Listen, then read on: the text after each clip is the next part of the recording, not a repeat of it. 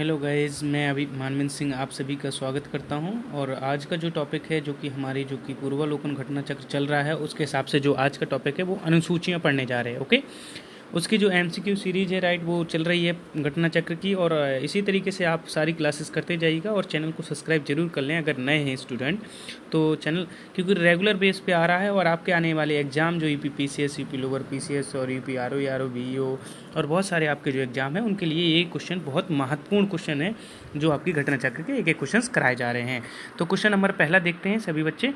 Okay, start करते हैं। तो क्वेश्चन नंबर पहला क्या बोल रहा है, भारतीय संविधान में कुल कितनी अनुसूचियां हैं। तो भारतीय संविधान में कुल कितनी अनुसूचियां हैं, तो वो हैं टोटल 12 अनुसूचियां। कितनी अनुसूचियां हैं, 12 अनुसूचियां हैं। ठीक है, याद रखिएगा। ओके, इसके बाद अगले क्वेश्चन की ओर चलते हैं। अगला क्वेश्चन देखेंगे बड़े अच्छे वे में राइट। अगला क्वेश्चन क्या बोला, भारतीय संविधान में 9 अनुसूचियां हैं, 12 अनुसूचियां हैं, 10 अनुसूचियां हैं, 11 अनुसूचियां हैं। देखो एमपीपीसीएस का क्वेश्चन है।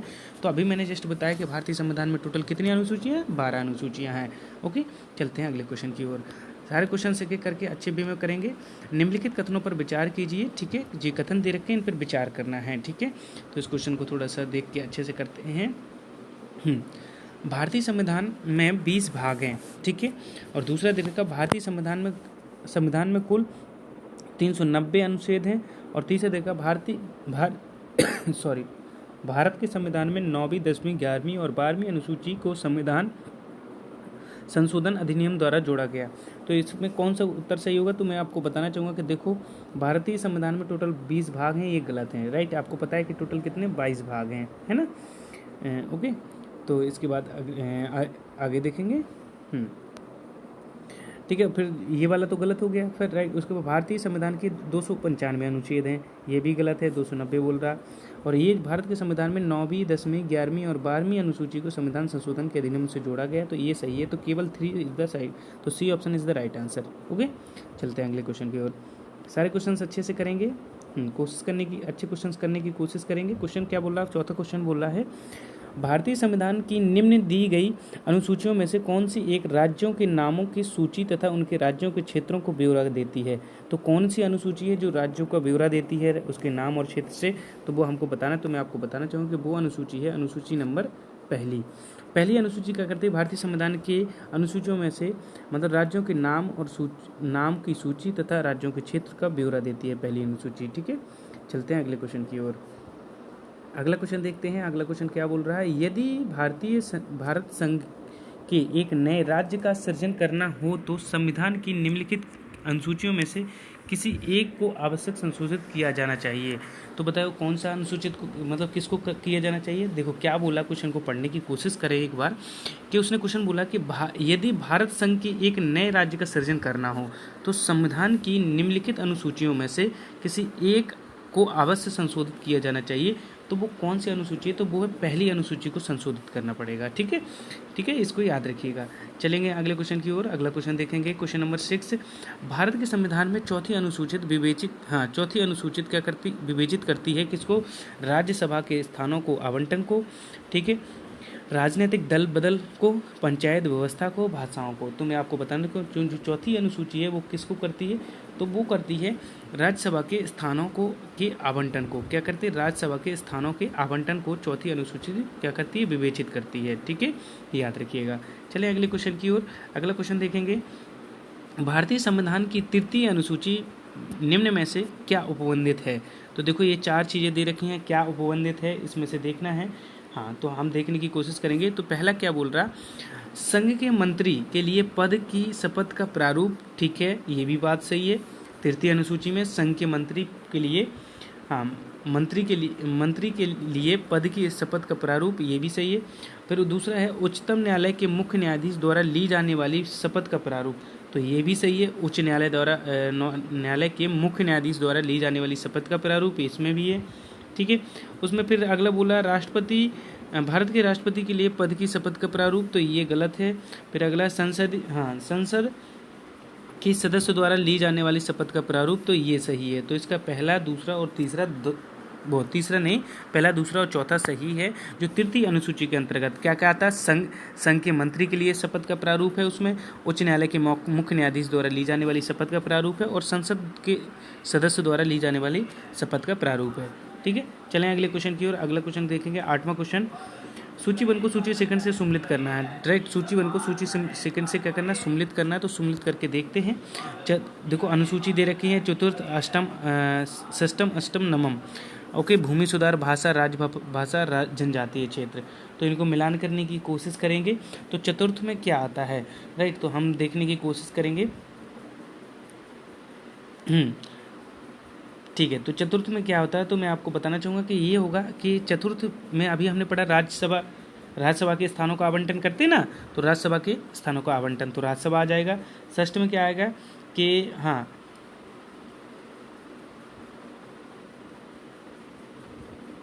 ठीक है, ये आ जाएगा जनजातीय क्षेत्र। जनजातीय क्षेत्र कौन कौन होता है, असम हो गया, मेघालय हो गया, त्रिपुरा हो गया, मिजोरम, राज्यों के जनजातीय क्षेत्र आता है। कौन कौन, असम, मेघालय, त्रिपुरा, मिजोरम राज्यों का, ठीक है, जनजातीय क्षेत्र आ जाता है। तो षष्टम में है ना, अष्टम में नहीं, षष्टम में, ठीक है। और अष्टम में क्या है, तो अष्टम में है भाषाओं का, ठीक है, क्या होता है, भाषाएं आती हैं। और नवम में आता है भूमि सुधार। तो याद करना, चतुर्थ अनुसूची में राज्यसभा के जो स्थानों का आवंटन करना, षष्टम में है जनजातीय क्षेत्र जैसे असम, मेघालय, त्रिपुरा, मिजोरम राज्यों की जनजातीय क्षेत्र, और अष्टम में है भाषा, और नवम में है भूमि सुधार।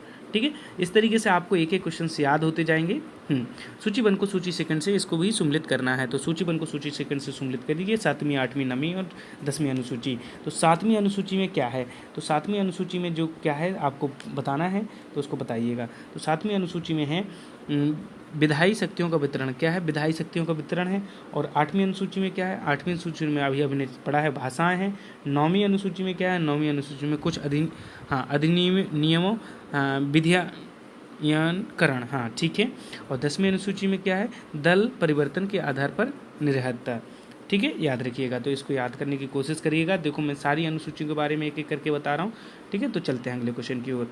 अगला क्वेश्चन क्या है, सूचीबद्ध को सूची सेकंड से फिर भी सुम्मिलित करना है। तो ठीक है, सुम्मिलित करने की कोशिश करेंगे, थोड़ा छोटा करके। हाँ, अब दिखने लगा होगा, चलेगा। तो देखो इसमें क्या है, 7वीं अनुसूची। तो 7वीं अनुसूची में अभी हमने क्या पढ़ा था, तो 7वीं अनुसूची में अभी हमने देखा था क्वेश्चन कि 7वीं अनुसूची में क्या था। तो देखो आपको सबको पता है कि 7वीं जो कि अनुसूची है उसमें क्या था कि का विधायी शक्तियों का वितरण था कि नहीं, हाँ विधायी शक्तियों का वितरण था, राइट। तो वो 7वीं अनुसूची का अगर हम लगाएं इसमें तो क्या हो जाएगा, वो हो जाएगा संघ, राज्य एवं समवर्ती सूचियाँ। तो इसमें पहले का क्या हो जाएगा, तीसरा। ठीक है, अब इसके बाद 8वीं अनुसूची में क्या है, तो आपको पता है कि भाषाएं हैं। ठीक है, 9वीं अनुसूची में क्या हो जाएगा, कुछ अधिनियमों के मान्यकरण, सॉरी। और 10वीं अनुसूची में तो दल बदल परिवर्तन अभी हमने जस्ट पढ़ा है। तो याद रख लो कि 7वीं अनुसूची में क्या है, विधायी शक्तियों का वितरण, राइट। उसी में कैसे विधायी शक्तियों का, जैसे संघ, राज्य और समवर्ती सूचियाँ भी इसी के अंतर्गत आती है ना। तो 7वीं, 8वीं अनुसूची में भाषाएं, 9वीं अनुसूची में कुछ अधिनियमों के मान्यकरण, और 10वीं अनुसूची में दल परिवर्तन के आधार पर निर्भरता। ठीक है, चलते हैं अगले क्वेश्चन की ओर। अगला क्वेश्चन 11वां क्वेश्चन देखेंगे। क्वेश्चन नंबर 11 को देखने की कोशिश करिएगा बड़े अच्छे ढंग से। हाँ, किस प्रधानमंत्री के कार्यकाल के दौरान भारत के संविधान की 9वीं अनुसूची को पूरा स्थापित किया गया। तो बताइए कि किस टाइम में किया गया था। तो मैं आपको बताना चाहूँगा, तो जवाहरलाल नेहरू के समय किया गया था। क्या किया गया था कि जो 9वीं अनुसूची थी उसको पूरा स्थापित किया गया था। किसके, डॉक्टर जवाहरलाल नेहरू जब प्रधानमंत्री थे। तो हाँ, जवाहरलाल नेहरू थे तब प्रधानमंत्री, तब किया गया था। ठीक है, इसके बाद चलते हैं, इसके बाद देखेंगे अगले क्वेश्चन को। क्वेश्चन नंबर 12 देखेंगे, राज्य भूमि सुधार अधिनियम संवैधानिक सुरक्षा प्रदान करने हेतु सम्मिलित किया गया। तो बताओ, अभी मैंने बताया कि राज्य की जो भूमि सुधार मैंने बताया था कि नहीं। तो आपको इसका आंसर बताना है। तो इसका जो आंसर होगा वो होगा 9वीं अनुसूची के अंतर्गत आएगा। किसके अंतर्गत आएगा, 9वीं अनुसूची के अंतर्गत आएगा भूमि सुधार अधिनियम में, राइट। याद रहेगा कि नहीं, हाँ याद रखना चाहिए आपको, बिल्कुल। अगले क्वेश्चन की ओर देख रहे हैं। और जो भी स्टूडेंट हैं नए हैं जरूर सब्सक्राइब कर लें, क्योंकि रोज़ इसकी क्लासेस चलेंगी और आपको पता है आपके आने वाले एग्जाम के लिए बहुत इंपॉर्टेंट रहेंगे। देखो ये IAS का क्वेश्चन है, बहुत अच्छा क्वेश्चन है, पढ़ने की कोशिश करिएगा। देखो कथन पर विचार करना है। पहला कथन क्या है, भारत की संसद किसी कानून विशेष को भारत के संविधान की 9वीं अनुसूची में डाल सकती है। मतलब भारत की संसद किसी कानून विशेष को 9वीं अनुसूची में डाल सकता है। ठीक है, और फिर बोल रहा है 9वीं अनुसूची में डाले गए किसी कानून की वैधता का परीक्षण किसी न्यायालय द्वारा नहीं किया जा सकता एवं उसके ऊपर कोई निर्णय नहीं किया जा सकता। तो मैं आपको बताना चाहूँगा कि इसका जो पहला है वो तो सही है, बट दूसरा वाली बात एक गलत बोल रहा है वो, राइट। तो इसका आंसर होगा केवल 1। ठीक है, चलते हैं इसके आगे। अगर आपको लगा करे कि कोई किसी क्वेश्चन का आपको मतलब सॉल्यूशन चाहिए तो आप हमें कमेंट बॉक्स में ज़रूर करें, और कमेंट जरूर कर लिया करें एक बार तो, क्योंकि आपको उससे क्या है कि आपको भी कुछ ना कुछ चीज़ें कमेंट करने की पूरी कोशिश किया करेंगे। क्वेश्चन क्या है, कोयल हो केस भारत के संविधान की किस अनुसूची से संबंधित है? तो कोयलो, ठीक है, मतलब केस हुआ था जो किस अनुसूची के अंतर्गत है, तो वो है 9वीं अनुसूची के अंतर्गत। सॉरी, अभी चाहूँगा, हाँ, वो किसके अंतर्गत आएगा? वो 9वीं अनुसूची के अंतर्गत आएगा। तो C option is the right answer. अब इसको समझेंगे, कोयलो जो केस है वो मतलब जो कि, चलो अगले क्वेश्चन को देखेंगे। मिलान करना है, मिलान करने की कोशिश करिएगा, बहुत अच्छा है। संघीय सूची, राज्य सूची, समवर्ती सूची, और इसमें प्रविष्टियाँ दी रखी हैं कि किस प्रविष्टिया के अंतर्गत आती है, तो इसको याद करिएगा। ये क्वेश्चन आया है, बीपीएससी का क्वेश्चन है और अच्छा क्वेश्चन है, तो इसको मिलान करने की हम कोशिश करेंगे कि किसका कौन सा मिलान होगा। तो आपको मैं बताना चाहूँगा कि देखना कि जो संघीय सूची है वो क्या होगा, संघीय सूची होगा 97 प्रविष्टियाँ, सही है, बिल्कुल एकदम करेक्ट आंसर है, ठीक है। और उसके बाद राज्य सूची तो वो होगी 66 प्रविष्टियाँ, और जो कि समवर्ती सूची होगी 47 प्रविष्टियाँ। तो याद करने की कोशिश करिएगा, ये प्रविष्टियाँ कभी कभी पूछ ली जाती हैं एग्जाम में, ज़्यादा तो नहीं पूछी गई बट आ जाती है एग्जाम के हिसाब से, वो इंपॉर्टेंट है। तो संघीय सूची 97 प्रविष्टियाँ, राज्य सूची 66 प्रविष्टियाँ, और समवर्ती सूची 47 प्रविष्टियाँ इज द राइट। ओके, चलते हैं अगले क्वेश्चन की ओर। मिलान करने की कोशिश की हमने। अगले क्वेश्चन की क्या है, क्वेश्चन देखेंगे, 4 विकल्प दिए हैं, इसमें से एक विकल्प सही होगा, तो देखने की कोशिश करिएगा कौन सही होगा। भारत के संविधान के अंतर्गत आर्थिक योजना का विषय है, देखो भारत के संविधान के अंतर्गत आर्थिक योजना का विषय है, राज्य की सूची में, संघ की सूची में, समवर्ती की सूची में, किसी सूची में निर्दिष्ट नहीं है, तो इसका जो आंसर होगा वो होगा समवर्ती सूची में आता है। क्या आता है समवर्ती सूची में? समवर्ती सूची में भारत के संविधान के अंतर्गत आर्थिक योजना का विषय, जो आर्थिक योजना का विषय है वो किस में आता है? वो आता है समवर्ती सूची में। तो कभी भी एग्जाम में आ जाए कि आर्थिक योजना का विषय किसके अंतर्गत आता है, तो समवर्ती सूची के अंतर्गत आता है। चलें अगले क्वेश्चन की ओर। अगला क्वेश्चन क्या है, आर्थिक नियोजन भारतीय संविधान के किस अनुसूची में सम्मिलित किया गया? तो आर्थिक नियोजन किसके अंतर्गत? तो अभी मैंने बताया आर्थिक नियोजन या आर्थिक योजना वो किसके अंतर्गत आता है, तो वो समवर्ती सूची के अंतर्गत आता है। अभी हमने किया है क्वेश्चन, ये भी यूपी यूडीए और एलडीए में आया तो क्वेश्चन, और उत्तराखंड पीसीएस में आया हुआ क्वेश्चन है, तो बहुत इंपॉर्टेंट है आपके एग्जाम के पॉइंट ऑफ व्यू के लिए। और अगला क्वेश्चन देखेंगे, 18 जानवरों के प्रति क्रूरता की रोकथाम को भारतीय संविधान की किस सूची में रखा गया है? तो जानवर होते हैं उसके प्रति क्रूरता जो होती है, तो केंद्र सूची में, राज्य सूची, समवर्ती सूची में, उद्घोषिका में, या उपयुक्त में से कोई नहीं। तो इसका जो आंसर होगा वो होगा समवर्ती सूची में रखा गया जानवरों के प्रति क्या क्रूरता का जो व्यवहार होता है तो उसको रोका गया, तो उसे किस में रखा गया था? समवर्ती सूची में रखा गया था। याद रखोगे कि नहीं? हाँ बिल्कुल, एकदम करेक्ट आंसर। इसके बाद अगले क्वेश्चन की ओर चलते हैं। निम्नलिखित में से कौन सा विषय समवर्ती सूची का है? तो ये देखो 4 ऑप्शन है, इसमें से कौन सा विषय समवर्ती सूची का है? तो मैं बताना चाहूँगा कि समवर्ती सूची का आपराधिक मामले आते हैं। किसके अंतर्गत आते हैं? आपराधिक मामले। ये झारखंड पीसीएस और यूपी पीसीएस में आया हुआ क्वेश्चन है, बहुत अच्छा है। समवर्ती सूची किसके के अंतर्गत क्या आता है? पुलिस आती है, आपराधिक मामले, रेडियो टेलीविजन, विदेशी मामले, तो आपराधिक मामले समवर्ती सूची के अंतर्गत आते हैं। चलिएगा अगले क्वेश्चन की ओर देखेंगे। अगला क्वेश्चन देखेंगे, निम्नलिखित में से कौन सी मद भारत के संविधान की समवर्ती सूची में है?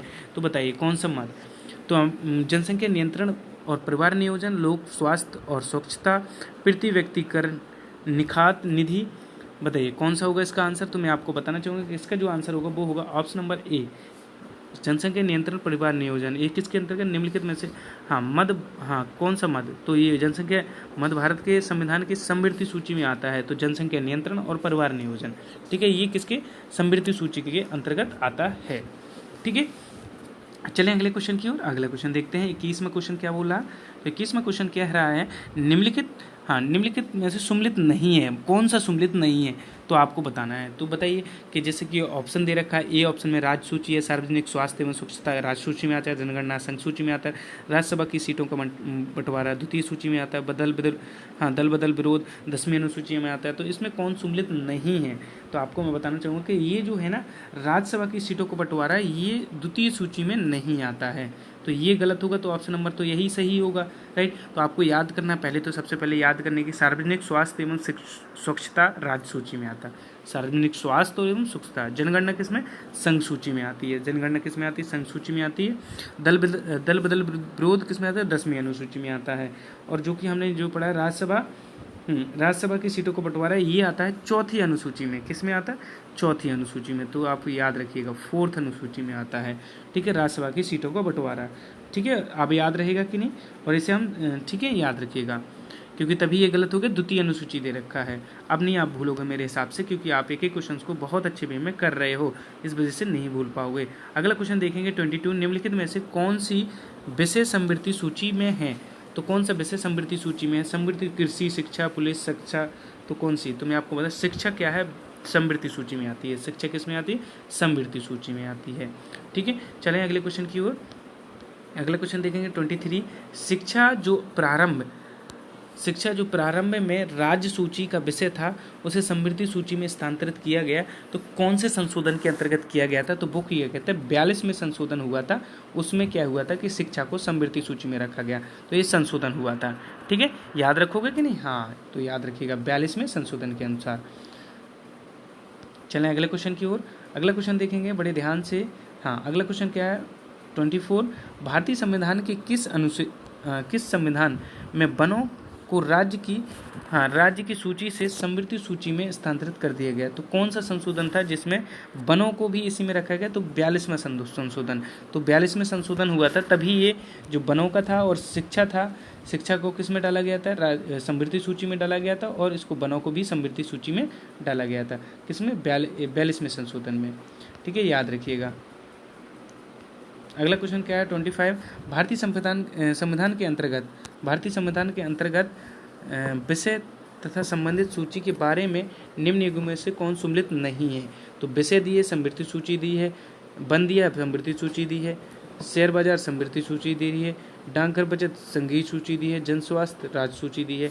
तो कौन सा इसमें सम्मिलित नहीं है? तो मैं आपको बताना चाहूँगा कि जो कि B option is the wrong. Share बाजार किस में? समृद्धि सूची में नहीं आते हैं। ठीक है, ये तो सही है। वन किस में? समृद्धि सूची में, डाकघर भी संघीय सूची में आता है, और जन स्वास्थ्य मैंने बताया था अभी राज्य सूची में आता है। लेकिन जो कि शेयर बाजार है वो इसमें समृद्धि सूची में नहीं आता। शेयर बाजार किस में आता है? संघीय सूची में आता है। किस में आता है? अगर आपको सीखना भी है तो संघीय सूची में। ठीक है, याद रखिएगा। तो किस में आता है? संघीय सूची में। याद रखोगे कि नहीं? चलते हैं अगले क्वेश्चन की ओर। अगला क्वेश्चन देखेंगे, एक एक करके सारे क्वेश्चन देखते चले। सम्मिलित करना है, मिलान करना है, मिलान कीजिए। सूचीबद्ध सूची सेकंड दे रखा है, केंद्र, राज्य, समृद्धि, अविष्ट विषय, ये सारी सूची दे रखी है। और इस तरफ क्या है कि वो दे रखे हैं। ठीक है, कौन किस में है, तो इसको मिलान करना है। तो मिलान करने की केंद्रीय सूची किस में आती है? केंद्रीय सूची में क्या आता है? जनगणना। ठीक है, केंद्र सूची में क्या आता है? जनगणना। राज्य सूची में क्या आता है? राज्य सूची में आता है पुलिस, सार्वजनिक व्यवस्था। और समृद्धि सूची में क्या आता है? जनसंख्या नियंत्रण। और अवशिष्ट में क्या आता है? अंतरिक्ष अनुसंधान। तो अवशिष्ट विषय में आ जाता है। तो ये मिलान कर लोगे। केंद्र में क्या आता है? जनगणना। राज्य में क्या आता है? पुलिस और सार्वजनिक व्यवस्था। ठीक है, और उसके बाद समृद्धि सूची में जनसंख्या नियंत्रण, परिवार नियोजन। और अवशिष्ट में विषय में क्या आ जाता है? तो वो आ जाता है अंतरिक्ष। चलें अगले क्वेश्चन की ओर। अगला क्वेश्चन देखते हैं 27, भारतीय संविधान भारतीय संविधान के निम्नलिखित प्रावधान। ठीक है, प्रावधान एक सेकंड छोटा कर लेते हैं थोड़ा। प्रावधान पर प्रभाव डालते हैं। ठीक है, तो प्रभाव डालना है तो कौन सही है कौन गलत है इसको देखने की कोशिश करिएगा। हाँ, तो पहला दिया राज्य की नीति निर्देशक तत्व। ठीक है, भारतीय संविधान निम्नलिखित में से कौन सा प्रावधान शिक्षा का प्रभाव डालते हैं? राज्य की नीति निर्देशक तत्व, ग्रामीण और शहरी, मतलब शिक्षा में कौन प्रभाव डालते हैं? ग्रामीण और शहरी, स्थानीय निकाय, पंचम अनुसूची, सिस्टम अनुसूची या सप्तम अनुसूची। तो इसमें से ये पूछा है। तो मैं आपको बताना चाहूँगा कि इसमें जो आंसर होगा वो क्या होगा कि जो शिक्षा में जो प्रभाव डालते हैं ना वो सारी चीज़ें डालते हैं। आई थिंक देखो, राज्य की नीति निर्देशक तत्व भी डालते हैं, ग्रामीण और शहरी स्थानीय निकाय भी डालते हैं, पंचम अनुसूची भी आती है। ठीक है, सिस्टम अनुसूची भी आती है और सप्तम अनुसूची भी आती है। तो 1 2 3 4 5 6 1 2 3 4 5 3 सभी हैं, सही हैं। ठीक है, जो शिक्षा में प्रभाव डालते हैं। तो आपको याद रखना, राज्य की नीति निर्देशक, ग्रामीण और शहरी स्थानीय निकाय, पंचम अनुसूची, सिस्टम अनुसूची और सप्तम अनुसूची। ठीक है, चलते हैं अगले क्वेश्चन की ओर। अगला क्वेश्चन देखेंगे। अगला क्वेश्चन क्या है? भारत के संविधान की निम्नलिखित में से कौन सी एक अनुसूची दल बदल विरोधी कानून विषयक प्रावधान है?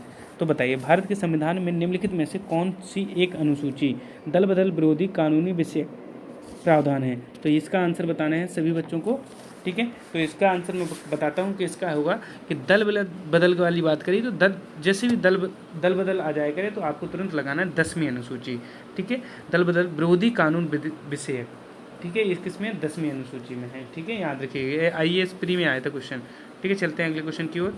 अगला क्वेश्चन देखेंगे 29 को। भारतीय संविधान के किस अनुसूची में दल बदल विरोधी कानून रखा गया। तो किस अनुसूची में रखा गया दल बदल विरोधी, वो की रखा गया 10वीं अनुसूची, अभी मैंने बताया, राइट। तो 10वीं अनुसूची में क्या है, दल बदल विरोधी कानून या दल बदल, ठीक है।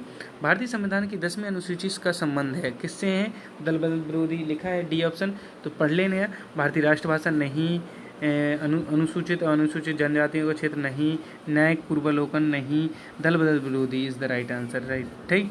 D option is the right answer. अब आपको बन भी रहे होंगे क्वेश्चन, क्या मज़ा आ रहा होगा, नहीं। हाँ, इसी तरीके से करना है हमें सारे क्वेश्चंस को एक एक करके। हाँ,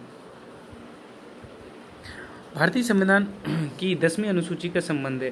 तो देखो 10वीं अनुसूची सब अभी जस्ट किया है हमने, तो हमें क्या है कि वही आंसर होगा, दल बदल इज द राइट आंसर। तो option number A is the right answer, ठीक है। अब इसके बाद अगले क्वेश्चन को देखेंगे। भारतीय संविधान की 7वीं अनुसूची के अंतर्गत संघ सूची निम्नलिखित में से किसका उल्लेख नहीं है। बताइए किसका उल्लेख नहीं है संघ सूची में। तो बताइए 7वीं अनुसूची के अंतर्गत संघ सूची में निम्नलिखित का उल्लेख नहीं है। बैंकिंग का, बीमा का, जनगणना का, गैस का। तो मैं आपको बताना, गैस का वर्णन नहीं है उसमें, ठीक है। संघ सूची में जो 7वीं अनुसूची के अंतर्गत संघ सूची में निम्नलिखित का उल्लेख नहीं है, तो वो गैस का नहीं है उल्लेख, ठीक है, और बाकी सबका उल्लेख है। ओके, चलें अगले क्वेश्चन की ओर। अगला क्वेश्चन देखते हैं।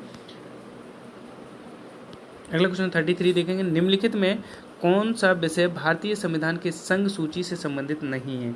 तो कौन सा विषय संघ सूची से संबंधित नहीं है, तो वो है कृषि, वो संघ सूची के अंतर्गत नहीं आता है, राइट। कृषि है जो कि संघ सूची की नहीं है। रक्षा और विदेशिक मामले और रेलवे, ये सब किसके संघ सूची के अंतर्गत आ जाते हैं, ठीक है। ये वाला और ये वाला, ये किसके आते हैं, संघ सूची के। ये इज द राइट आंसर, कृषि नहीं आता है। चलें अगले क्वेश्चन की ओर। अगला क्वेश्चन क्या है, भारतीय संविधान की 7वीं अनुसूची के अंतर्गत राज्य सूची में निम्न में से किसका उल्लेख है। तो शिक्षक का, विद्युत का, रेलवे पुलिस का, वन का। तो मैं आपको बताना चाहूँ कि अभी हमने जस्ट पढ़ा है कि रेलवे पुलिस, हाँ एकदम करेक्ट आंसर, इसका उल्लेख है 7वीं अनुसूची में, अभी जस्ट हमने पढ़ा था, राइट, है ना। चलें अगले क्वेश्चन की चलें। अगले क्वेश्चन देखेंगे। क्वेश्चन नंबर 35, निम्न में से कौन सा राज्य सूची में है। तो कौन सा, रेलवे पुलिस, निगम कर, जनगणना, आर्थिक एवं सामाजिक नियोजन। तो आपको बताना है कि किसमें से आंसर होगा। तो इसमें होगा कि राज्य सूची में क्या है, तो रेलवे पुलिस है। राज्य सूची में क्या है, रेलवे पुलिस। निगम कर और जनगणना की संघ सूची में है। निगम कर और जनगणना किसमें, संघ सूची में है, जो निगम कर है, और जनगणना किसमें, संघ सूची में है।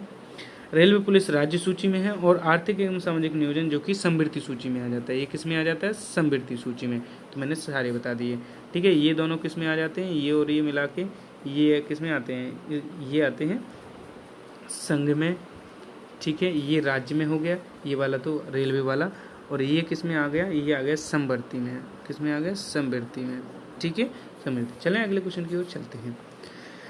36 को देखेंगे। 36 क्या बोला, पंचायती राज विषय निम्नलिखित में से किस सूची में सम्मिलित नहीं है। तो पंचायती राज विषय निम्नलिखित में से किस सूची में सम्मिलित नहीं है, तो वो है राज्य सूची में नहीं है पंचायती राज विषय, ठीक है। पंचायती राज किस में है, राज्य सूची में सम्मिलित नहीं है।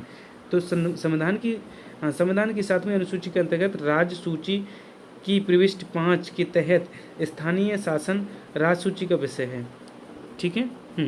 तो याद रखिएगा, तो पंचायती राज राज्य सूची में नहीं है। चलें अगले क्वेश्चन की ओर। अगला क्वेश्चन क्या बोला है, 37 क्वेश्चन को देखेंगे। अच्छा क्वेश्चन है। निम्नलिखित में से कौन सा विषय भारतीय संविधान की 7वीं अनुसूची से 3rd समृद्धि सूची में शामिल है। तो इसको आंसर बताना। तो मैं आपको बताना चाहूँगा कि इसका जो आंसर होगा कि उसने क्या बोला है, एक बार क्वेश्चन को अच्छे से पढ़ लिया करो। निम्नलिखित में से कौन सा विषय भारतीय संविधान की 7वीं अनुसूची की सूची तीसरी समृद्धि सूची में शामिल है तो वो दंड प्रक्रिया शामिल है। किसमें है? दंड प्रक्रिया। संविधान की 7वीं अनुसूची सूची थर्ड समृद्धि सूची में दंड प्रक्रिया प्रवेश 2 के तहत सम्मिलित है, जबकि पुलिस, रेलवे, पुलिस और कारागार एवं लोक व्यवस्था राज्य सूची में शामिल है। कौन कौन? पुलिस, कारागार, लोक व्यवस्था ये राज्य में है, और बाकी ये दंड प्रक्रिया किस में शामिल है? तो ये आपकी 7वीं अनुसूची में है कि तीसरे उसमें है, सूची तीसरी में। ठीक है, याद रहेगा, बिल्कुल याद रहना चाहिए। अगला क्वेश्चन 38 देखेंगे। विवाह, विच्छेद और गोद लेना संबंधित 7वीं सूची के अंतर्गत सम्मिलित किए गए, तो बताइए कि मतलब किस में है? तो आपको बताना सूची थर्ड समृद्धि सूची में आ जाता है। किस में आ जाता है? विवाह, विच्छेद और गोद लेना संबंधित 7वीं सूची के सूची सेकंड की समृद्धि सूची में है। ठीक है, याद रखिएगा। चलें अगले क्वेश्चन की ओर, एक एक करके क्वेश्चन याद करने हैं। अगला क्वेश्चन क्या है? सरकारों द्वारा शुल्क एवं कर लगाने का अधिकार संविधान की किस अनुसूची में है? तो सरकारों द्वारा जो कर लगता है, ये काफ़ी बार एग्जाम में आया, IAS प्री में आया वो क्वेश्चन है, तो वो आ जाता है कि इसमें 7वीं अनुसूची में आ जाता है कि सरकारों द्वारा शुल्क एवं कर लगाने का अधिकार संविधान की किस अनुसूची में? वो 7वीं अनुसूची में है। ठीक है, याद रखिएगा। 40वां क्वेश्चन देखते हैं। भूमि सुधार के विषयों के अंतर्गत है, तो क्या अंतर्गत है? कौन सी? संघ सूची, राज्य सूची, समृद्धि सूची, इसमें से कोई नहीं। तो भूमि सुधार के अंतर्गत राज्य सूची आ जाता है। भूमि सुधार किसमें आता है? ये भी कई बार पूछा गया, BPSC का क्वेश्चन है। भूमि सुधार राज्य सूची का विषय है। राज्य भूमि सुधार अधिनियमों को संवैधानिक सुरक्षा प्रदान करने हेतु नवी अनुसूची का प्रावधान किया गया।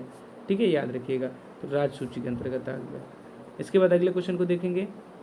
भारतीय संविधान की किस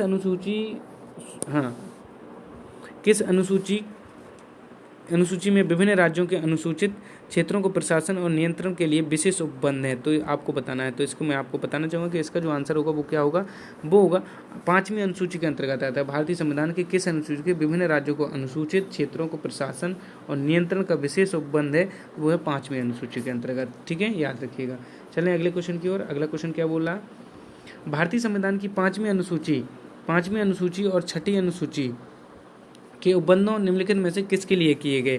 तो मैं आपको अनुसूचित जनजातियों के हितों के संरक्षण के लिए, राज्य के बीच की सीमाओं के नियंत्रण के लिए, पंचायतों की शक्ति और प्राधिकारों उत्तरदायित्वों का निर्धारण करने के लिए, समृद्धि राज्यों के हितों के संरक्षण के लिए। तो इसका जो आंसर होगा वो क्या होगा? वो होगा option number A is the right answer. अनुसूचित जनजातियों के हितों का संरक्षण करना है, उसके लिए किया गया किसका? 5वीं और 6ठी अनुसूची का उपबंध। चलेगा, अगले क्वेश्चन की देखेंगे। 44 देखेंगे। संविधान की अनुसूची 6 इनमें से किस राज्य को लागू नहीं होती है? तो अनुसूची जो 6 है वो किस राज्य को लागू नहीं होती? तो वो होती है मणिपुर को लागू नहीं होती। किसको नहीं होती? मणिपुर को लागू नहीं होती है। ठीक है, याद रखोगे कि नहीं? हाँ। उसके बाद आगे देखेंगे, अगले क्वेश्चन की ओर चलते हैं। अगला क्वेश्चन क्या बोला? भारतीय संविधान की 6ठी अनुसूची का प्रावधान निम्नलिखित में से किस राज्य के लिए लागू नहीं होते हैं? तो अभी हमने जस्ट पढ़ा है। देखो इसमें क्या दे रखा? 6ठी अनुसूची, और इससे पहले क्या दे रखा था? तो मैं आपको बताना चाहूँगा कि इसके पहले दे रखा था कि 6ठी अनुसूची, तो वो भी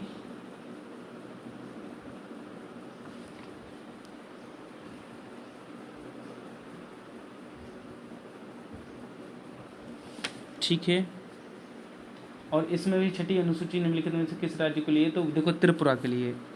ठीक है, इसमें कौन ऑप्शन आएगा? त्रिपुरा, क्योंकि तो ऑप्शन देख के हमें आंसर देना है। ठीक है, चलते हैं अगले क्वेश्चन की। सॉरी माफी चाहूँगा, थोड़ा समय लग गया।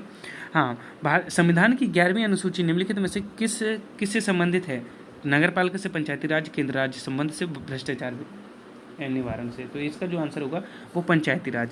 तो 11वीं अनुसूची किससे है? तो वो है पंचायती राज से। ठीक है, याद रखिएगा। इसके बाद अगले क्वेश्चन को देखेंगे। अगला क्वेश्चन क्या है? 48।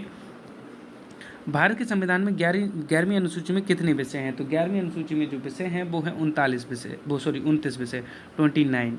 ठीक है, तो ये हो गया आज की एक सेशन के सारे क्वेश्चंस। हमने अनुसूची से रिलेटेड सारे घटना चक्र पूर्वावलोकन के क्वेश्चंस कंप्लीट किए हैं। इसी तरीके से निरंतर हम घटना चक्र के सारे क्वेश्चंस कराएंगे। तो आप प्लीज़ जो भी नए स्टूडेंट हैं प्लीज़ चैनल को एक बार सब्सक्राइब जरूर कर दें, जिससे आपको बहुत अच्छी चीज़ें एग्जाम पॉइंट ऑफ व्यू से इस चैनल पर प्रोवाइड की जाएंगी। तो प्लीज़ आप एक बार सब्सक्राइब जरूर करें, और रेगुलर बेस पर रोज़ क्लास चलती है, तो रोज़ आप क्लास कर लिया करें। Okay, thank you so much everyone कि आपने जो क्लास करी इसके लिए थैंक यू सो मच। अगली अगली क्लास में मिलेंगे और बहुत अच्छे वे में और सारे क्वेश्चंस को कंप्लीट करने की कोशिश करेंगे। ये आपके लिए एक तरीके से एमसीक्यू सीरीज चल रही है, जिससे आपका क्या है रिवीजन तौर पर कंप्लीट किया जाएगा। आपके UP PCS, UP lower PCS, UP RO, UP BO, वो बीओ और सारे एग्जाम के पॉइंट ऑफ व्यू से जो यूपी के एग्जाम है या फिर यूपीएससी आपका, उसके लिए सारे एग्जामों के लिए बहुत इंपॉर्टेंट है। ओके, तो आज के लिए इतना ही, मिलते हैं अगली क्लास के। Okay, bye bye everyone, take care.